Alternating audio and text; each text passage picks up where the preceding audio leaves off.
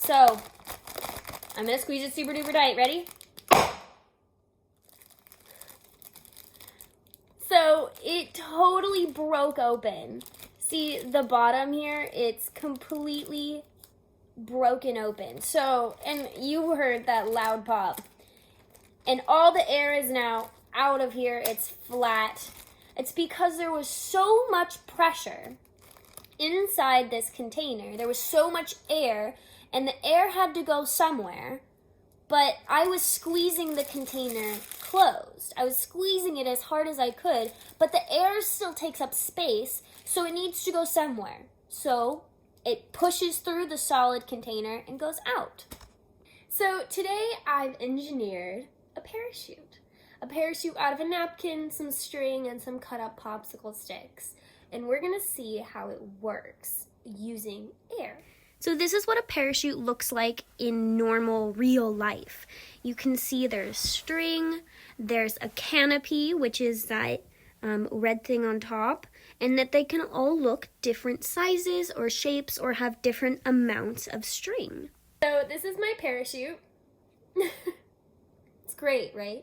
And we're gonna see how this works using just regular air and the fan. The way that this parachute works is if you see how it's folding over the sides, there's this little pocket of air that's inside our parachute, and it captures the air so that the air can't push up on it anymore. And it makes the canopy, which is this napkin, fall down slowly. And this is called air resistance, which means that the air is resistant or unable to move like it would because this fabric is holding it the way that it is. All right, so this is experiment 1, test 1, take 1.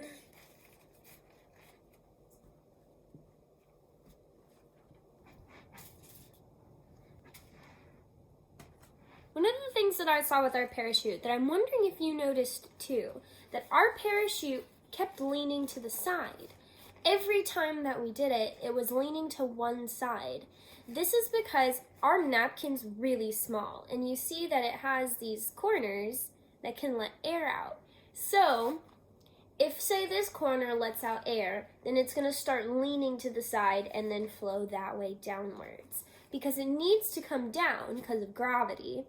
But if the air inside it isn't being kept the way that parachutes keep air, if this napkin isn't good enough, then it's going to start to seep out the sides. It's going to leak out the sides and then cause it to go down faster. If we take this parachute and we make it a bit better, maybe bigger or more strings attached, I bet this parachute would work better. So what I need to remake this experiment and make it better is I need an even bigger napkin. Look at this napkin compared to this one.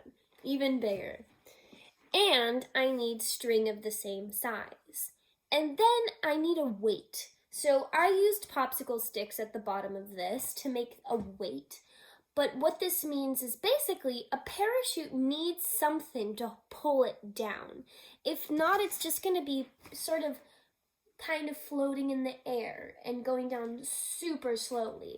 So we need something to weigh it down and pull it down to the ground. What I'm going to use to weigh it down is this little clip. This little clip, it has enough weight that it's going to pull it down, but not too much weight that it's just going to bring it down super fast and possibly rip a hole in my napkin. So now I have my new and improved parachute. But what I need to do now at the very end is I need to have a weight. And I'm going to show you a test run with and without the weight and the difference that it makes. So you can see this is without the weight and this is with the weight. So without the weight, it sort of buckles inwards. It folds in. And then with the weight, it keeps that canopy shape that holds the air inside it. Wow, the difference that I saw was that it was holding down the string.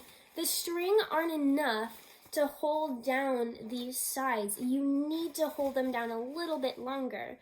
And just notice how it falls. It falls so much better than the other parachute because it has even more canopy, right? The fabric that captures the air, it has even more of a canopy so that even more air is trapped. See how much smaller this one is compared to this one? Because this is bigger, it can capture even more air. So this is gonna be a fun experiment. We're gonna do this one and this one at the same time. Pretty neat, huh? I'm not gonna get tired of that. Now, I have an even more fun experiment. We're gonna bring out our fan. So I've laid our fan down sort of sideways so that we can see when we turn on the fan what's gonna happen. See that the way that the canopy is going, you can see that the air is being captured and it's pushing it upwards, right? You can see that the canopy is being pushed upwards. So that was super cool. Parachutes, am I right? Super cool. In this video, we're asking the question, how does a parachute interact with air? A parachute or a kite or anything like that. We saw how leaves interact with air, but how does a parachute, something that man has made, how does that interact with air? All right, so I have a challenge for you this week.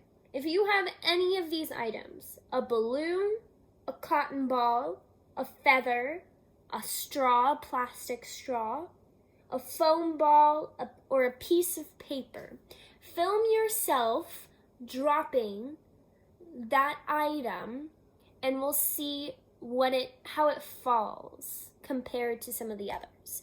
And this challenge is, if you have that at home, this is a challenge, right? So not everyone has to do it, but if you have that at home, send me a video and then I'll put you in the next video. If you don't want to be put in the next video, then just tell me you don't. But if you do, and you have one of these things at home, send me that video so that the whole class can see how that falls. All right, so your assignment for this week is I want you to do your best constructing a parachute. All you need is a napkin, some string, or maybe not string, but something to hold it together. So be creative if you don't have string. And then a weight for the end. I chose to use a clip like this, but you can do a paper clip or something small, something that has a little bit of weight. And I want you to film yourself giving that parachute a spin and send it to me.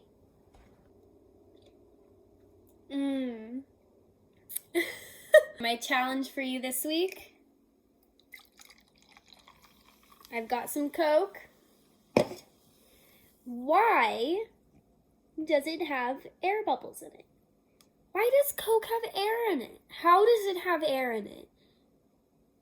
See those little air bubbles? How did they get in there? What's your hypothesis? Send me a video of you explaining it or of you drawing about it, however you want to show me that you make sense of this. And then next video, you'll find out why.